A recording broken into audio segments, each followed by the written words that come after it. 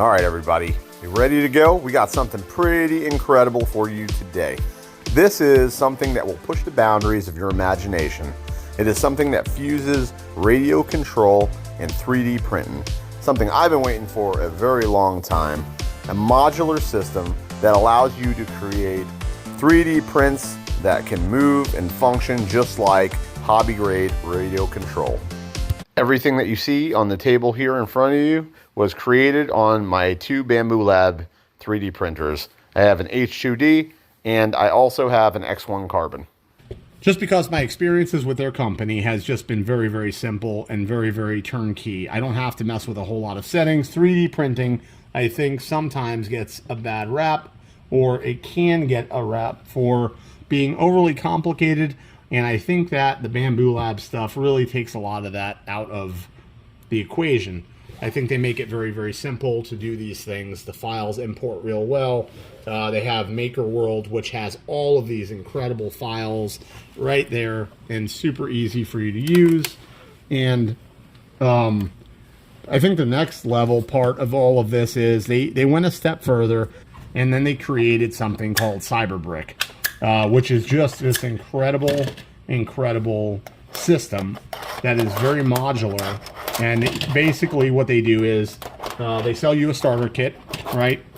And within that starter kit, you have all of the electronic components that you need to create this.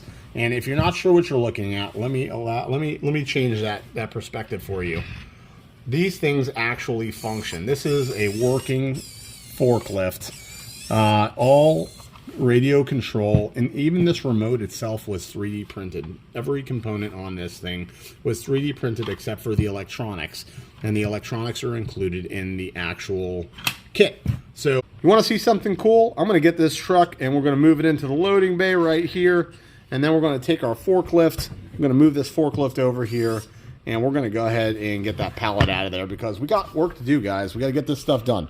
So nobody's going to do this if you don't do it. I'm going to get this thing put away because we got to get these orders filled. So let's drop this pallet over here, and we're ready to roll. Let's get this truck on its way. He can take off because we're done working today. No, but seriously, I mean, just like how cool this is. I mean, the details on these things, all the way down to these tracks that are printed out of a rubber material called TPU. They really think about every detail. The files are super complete. And honestly, this thing is pretty strong. I was pretty shocked at how powerful it was. And they try to make everything super modular so that you can use all this stuff and it's very compatible. And then just looking at the details on some of these things in here, like these guardrails. I mean, how cool is that? These pallets. I mean, everything just looks incredible, and I don't remember using supports for almost any of this stuff. I think almost everything I printed on the racking system and the barricades did not require any supports. Now, the vehicle actually did require some supports for some of the components that it uses in there, but I mean, how awesome is that? And then here's another detail. Like, I was trying to figure out what they were going to use as a pin, and when they designed this thing, they actually just use a piece of filament as the hinge pin that goes in there. So just that type of stuff I think is super impressive, and it allows you to create this environment that just looks so realistic and fun. So we got a little dump bed truck here, and then just look at the details here. They actually, in the truck, they actually 3D printed raceways for the wires. I mean, that level of detail is just incredible. So hats off to the designers here. The differentials work. We've got the steering system that's inside there, which is incredible too. So these are all hobby grade style RC trucks, and then they printed this in a flexible material too, so you actually have some form of suspension.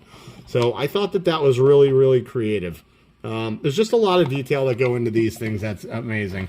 Also on this tray you have working turn signals. So if you turn the vehicle in a certain direction, it will activate the turn signals.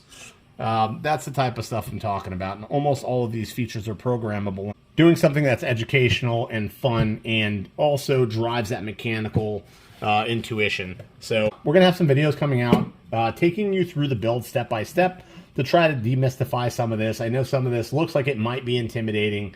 But I will tell you, once you get into it and you follow the instructions just the way that they're set up, it actually is pretty intuitive. So you end up enjoying a system like this without stressing out about how to make it. So I hope you enjoyed all this information. I certainly had a lot of fun telling you guys all about it. Me and my son had a blast playing with all of this stuff. And I'm just gonna show you guys a little footage of me and him just having a blast playing in this warehouse scene. Now I'm not gonna lie to you, things get a little crazy and a little out of control here in a second. But I think that that's all part of the fun. We have had an absolute blast making this content. This was one of the best projects we've done. And honestly, if you've got winter coming and you're gonna be trapped inside the house, you can have hours of fun having a blast with these little RC models. You don't need a lot of space to operate them. This is a tabletop, and we absolutely had a blast destroying all of this racking. So drop some comments, smash that thumbs up, and don't forget to subscribe so you don't miss any of the crazy shenanigans we get into next. We will see you on the next one.